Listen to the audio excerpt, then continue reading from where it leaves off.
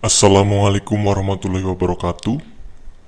Ketemu maning karo nyong Bapak Remon nang channel Kupluk Ireng nang acara Sinau Bareng Kupluk Ireng. Nggutina siki ke mengko ben Bapak Willy sing ngarep menjelaskan materinya ya. Mongko jenengan pada langsung nyimak bae, menyimpulkan apa yang disampaikan nang Bapak Willy. Kayak gue ya. Oke, langsung baik ketemuan karo Bapak Willy Ferdiansah SPD. Check it out. Assalamualaikum warahmatullahi wabarakatuh. Jumpa lagi dengan saya, Bapak Willy Ferdiansah. Sebelumnya saya mengucapkan banyak terima kasih kepada Bapak Remon, ya, dan kru dari Kupluk Ireng ya, yang sudah memberikan saya kesempatan untuk berjumpa lagi dengan Anda semua yang di sana. Bahwa untuk pertemuan kali ini saya akan membawakan sebuah materi, yaitu tentang konsep kebudayaan ya. Jadi nanti isinya seperti apa, tolong untuk disimak, dicermati baik-baik oleh Anda semua. Bila perlu, siapkan alat tulis untuk merangkum, mencatat bagaimana ada hal penting atau materi yang penting untuk perlu dicatat ya. Oke, langsung saja ke materi. Oke guys, kita sekarang langsung lanjut aja ke materi ya. Seperti yang sudah saya sampaikan tadi di awal, bahwa kali ini kita akan mempelajari tentang konsep budaya. Nah, tujuan mempelajari konsep budaya itu supaya Anda semua dapat mempelajari, yaitu 1. Mengetahui definisi budaya, 2. Memahami wujud budaya, 3. Mengidentifikasi unsur-unsur budaya, 4. Memahami faktor-faktor budaya, 5. Mengetahui fungsi budaya, dan 6. Mempresentasikan, mendiskusikan tentang contoh budaya. Nah, oke. Jadi dari ini skema kebudayaan. Skema kebudayaan itu terdiri dari yang paling atas sendiri, yaitu manusia. Kemudian ke bawah ada jasmani dan rohani. Kenapa ada jasmani dan rohani? Karena jasmani dan rohani itu akan membentuk cipta, rasa, dan karsa. Apa itu cipta, rasa, dan karsa? Cipta itu hasil, rasa itu perasaan, karsa itu sebuah hasil, ya, sebuah hasil karya. Itu. Kemudian ke bawah lagi ada adat kebiasaan budaya. Kemudian barulah ada hasil kebudayaan. Itu mengenai ringkasan skema kebudayaan. Lanjut. Definisi budaya. Ya. Budaya atau kebudayaan itu berasal dari bahasa Sanskerta, yaitu budaya. Ya. Bukan budiyah atau pakdayah, tapi budaya, yang merupakan bentuk jamak dari budi atau budi akal ya. Kemudian diartikan sebagai hal-hal yang berkaitan dengan budi dan akal manusia ya. Kemudian dalam bahasa Inggris, kebudayaan disebut juga dengan culture ya. Mesti kalian tahu lah, culture itu budaya. Kalau kalian pernah berkunjung ke Dieng, mesti kan sering itu ada event-event Dieng Culture Festival. Nah, itu. Jadi itu festival kebudayaan Dieng. Nah, itu namanya budaya. Tapi untuk tahun ini kayaknya karena gara-gara corona nggak ada DCF ya. Lanjut. Itu berasal dari bahasa Latin juga ada, yaitu colore, yaitu mengolah atau mengerjakan. Ya, bisa diartikan juga sebagai mengolah tanah atau bertani. Nah, bercocok tanam. Nah, itu culture. Kata culture juga kadang diterjemahkan sebagai kultur. Ya, kalau kita orang Jawa kan bilangnya kultur dalam bahasa Indonesia. Oke, lanjut. Pengertian budaya. Berdasarkan pendapat beberapa para ahli tentang kebudayaan itu ada banyak ini. Ini ada pendapat dari Melville J. Herskovits dan Bronislaw Malinovsky. Itu mengungkapkan bahwa segala sesuatu yang terdapat dalam masyarakat ditentukan oleh kebudayaan yang dimiliki oleh masyarakat itu sendiri. Istilah untuk pendapat itu adalah cultural determinism. Ya, cultural determinism. Itu. Herskovits memandang kebudayaan sebagai sesuatu yang turun-temurun dari satu generasi ke generasi yang lain, yang kemudian disebut sebagai superorganik. Oke, lanjut. Ini pendapat lagi dari Andreas Epping. Kebudayaan mengandung keseluruhan pengertian, nilai, norma, ilmu pengetahuan, serta keseluruhan struktur-struktur sosial, religius, dan lain-lain. Tambahan lagi segala pernyataan intelektual dan artistik yang menjadi ciri khas suatu masyarakat.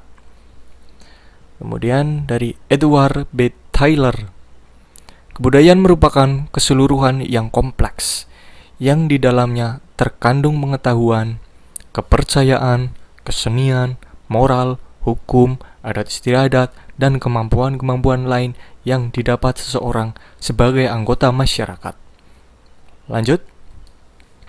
Nah, ini dari pendapat dari orang Indonesia ini. Ya, para ilmuwan-ilmuwan Indonesia ini. Ini pendapat dari Bapak Selo Sumarjan dan Sulaiman Sumardi. Beliau berdua mengatakan bahwa kebudayaan adalah sarana hasil karya, rasa, dan cipta masyarakat. Lanjut. Ini ada pengertian lagi dari Ki Hajar Dewantoro, Bapak Pendidikan. Ya, Bapak Pendidikan. Beliau mengatakan kebudayaan adalah buah budi manusia dalam hidup bermasyarakat.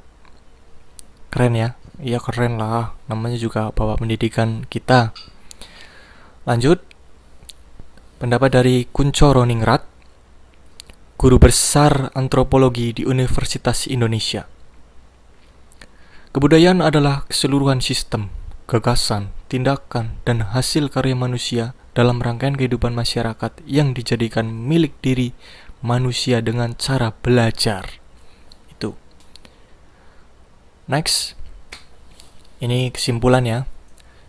Kesimpulannya bahwa kebudayaan yaitu sistem pengetahuan yang meliputi sistem ide, ya, atau gagasan yang terdapat dalam pikiran manusia untuk keberlangsungan hidup bermasyarakat, sehingga terdapat di dalam kehidupan sehari-hari. Kebudayaan itu bersifat abstrak. Ya, saya jelaskan. Jadi gini, sistem pengetahuan yang meliputi ide atau gagasan yang terdapat dalam pikiran manusia. Jadi itu sistem selalu ada di dalam pikiran kita, gagasan-gagasan tersebut, ide-ide tersebut. Ya, untuk keberlangsungan hidup bermasyarakat, untuk keberlangsungan hidup kita di masyarakat, sehingga itu selalu kita hadapi di kehidupan sehari-hari. Itulah kebudayaan. Ya, sifatnya abstrak, hampir tidak terlihat. Ya, itu kenapa disebut sifatnya abstrak, karena hampir tidak terlihat dan hampir tidak diketahui oleh kita. Jadi kita melaksanakan kebudayaan tersebut itu hampir tidak merasakan. Ya. Contohnya apa sih? Contoh singkatnya saja. Kalian, Anda semua, kalau mau berangkat sekolah, ngapain dulu? Sarapan, ya pasti sarapan. Kemudian apalagi? Minta uang saku. Nah, ya minta uang saku. Tapi inilah yang paling mendekati dengan pengertian kebudayaan, yaitu kalian kalau mau berangkat, Anda semua kalau mau berangkat ke sekolah, pasti cium tangan kepada orang tua. Nah, itu salah satu contoh kebudayaan yang hampir tidak terlihat atau bersifat abstrak. Padahal kita hampir setiap hari melaksanakannya. Itulah kebudayaan. Lanjut ya. Wujud kebudayaan. Ya, terdapat 3 wujud kebudayaan. Antara lain ide atau gagasan, yaitu suatu pola pikir, ya. Pikiran yang sudah berpola. Jadi di situ kita sudah memikirkannya. Nah, itu wujudnya.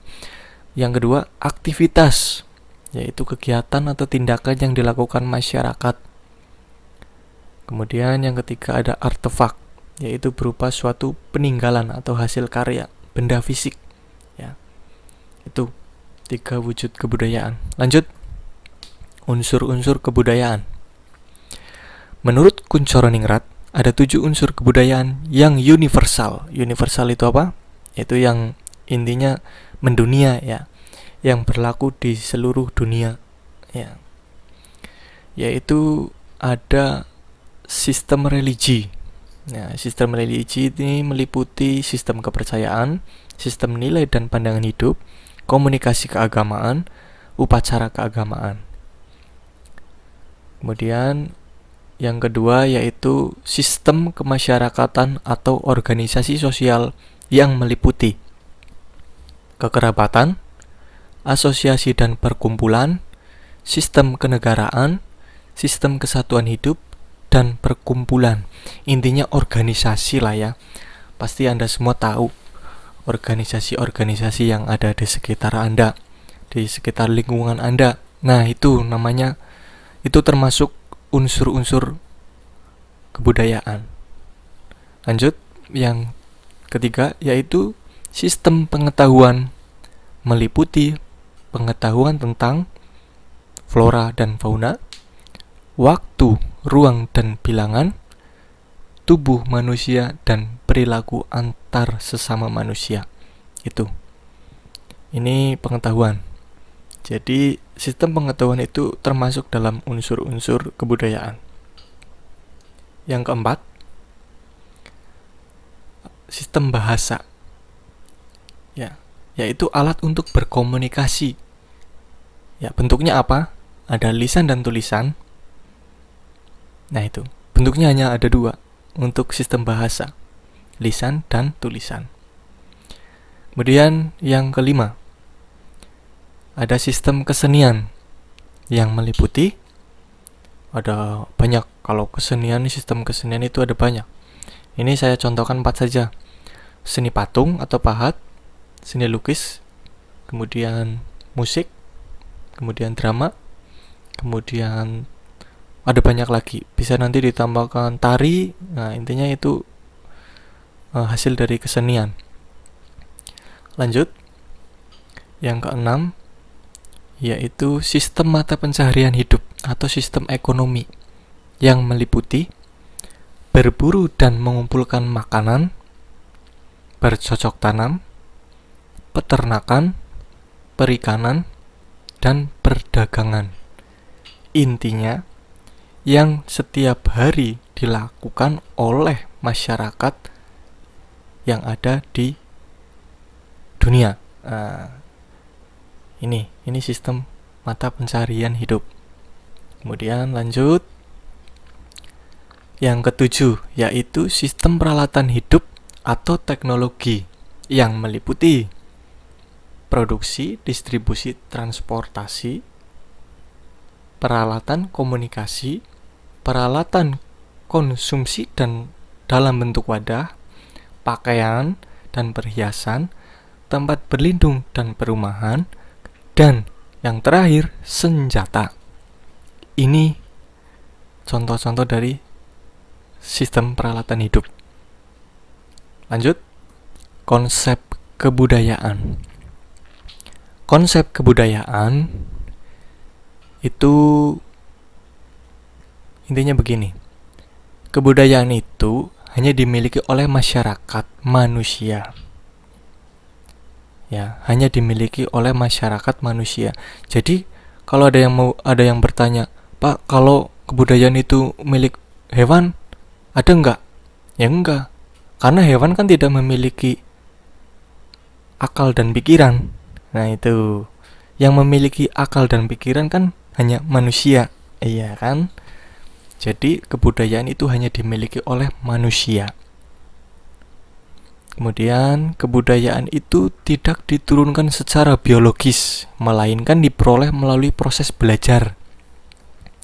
Kenapa tidak diturunkan secara biologis dan diperoleh dari hasil belajar? Karena misal gini contohnya, Anda keturunan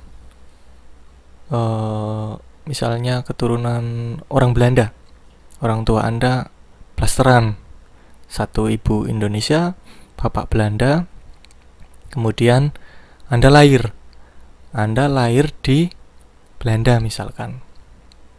Tetapi karena Anda lahir di Belanda, otomatis Anda sering di Belanda dan sering melakukan kebudayaan-kebudayaan yang ada di Belanda. Dan Anda, meskipun orang tua Anda, ibu Anda itu orang Indonesia, Anda tidak akan mengetahui kebudayaan yang ada di Indonesia karena Anda sudah belajar kebudayaan di Belanda itu. Nah, jadi kebudayaan itu diperoleh dari hasil belajar, dari proses belajar. Ya, proses belajar itu dari Anda kecil lahir, kemudian dididik oleh orang tua, terus memahami tata bahasa, memahami perilaku, memahami unggah-ungguh sopan santun. Nah, itu didapat dari proses belajar. Jadi nggak semudah misalkan Anda lahir kemudian Anda bisa ngomong dan lain sebagainya, tahu banyak bahasa, itu tidak. Itu. Oke. Lanjut. Kebudayaan itu didapat, didukung dan diteruskan oleh manusia sebagai anggota masyarakat.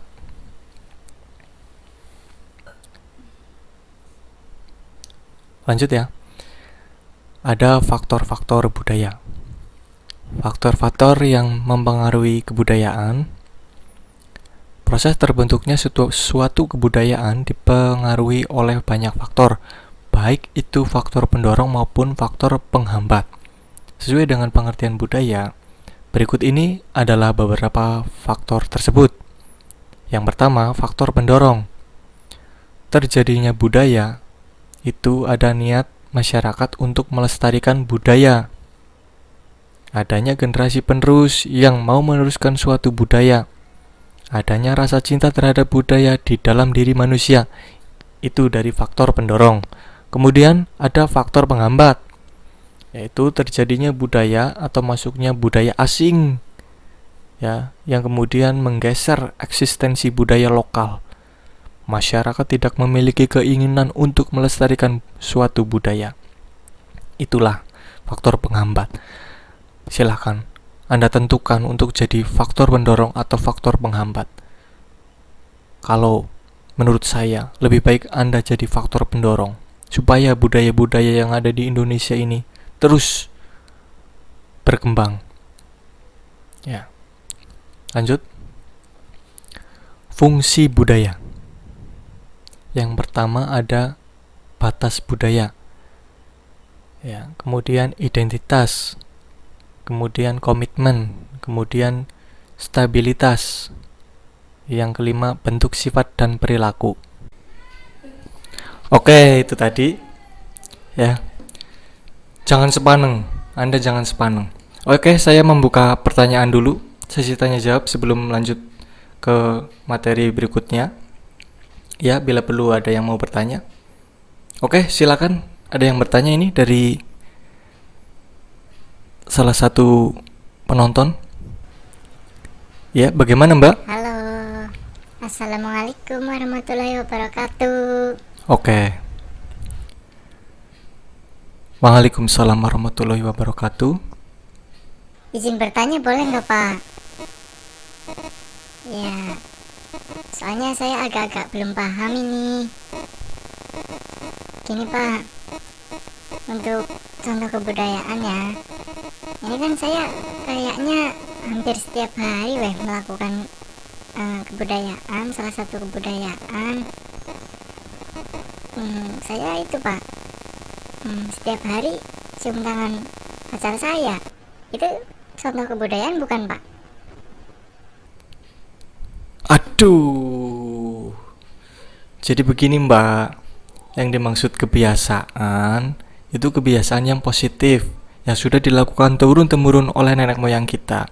Bukan kebiasaan buruk seperti yang Mbak lakukan. Kenapa saya katakan buruk? Karena ya, pemirsa di rumah, karena yang kalau yang dilakukan itu mencium tangan pacar, berarti kan bukan muhrim, belum muhrim. Jadi saya katakan itu kebiasaan buruk. Bukan itu yang dimaksud ya, bukan itu. Oke? Paham ya, Mbak ya? Paham ya? Oh, salah ya, Pak. Maaf ya, Pak. Assalamualaikum warahmatullahi wabarakatuh. Ya, sama-sama. Wassalamualaikum warahmatullahi wabarakatuh. Lanjut. Nah, saya rasa cukup itu. Ini slide-nya habis, berarti materi sudah habis. Oke. Ketika Anda semua masih bingung atau ada yang belum paham, boleh bertanya di kolom komentar ya.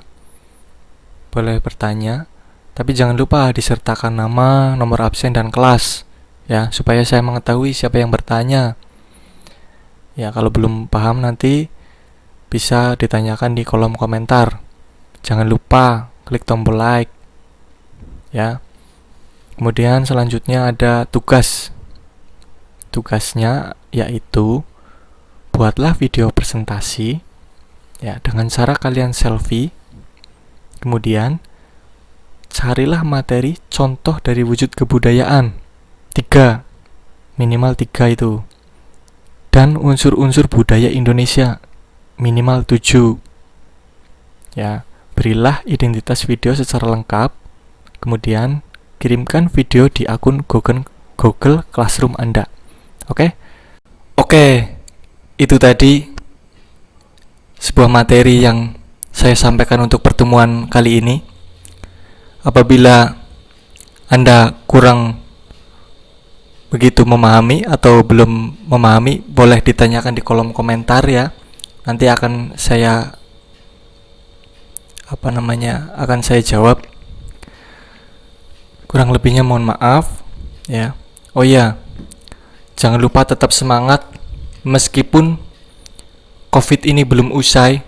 Tetap semangat belajar dimanapun Anda berada. Jangan sampai mempengaruhi atau menyurutkan semangat Anda untuk belajar gara-gara kondisi kali ini ya.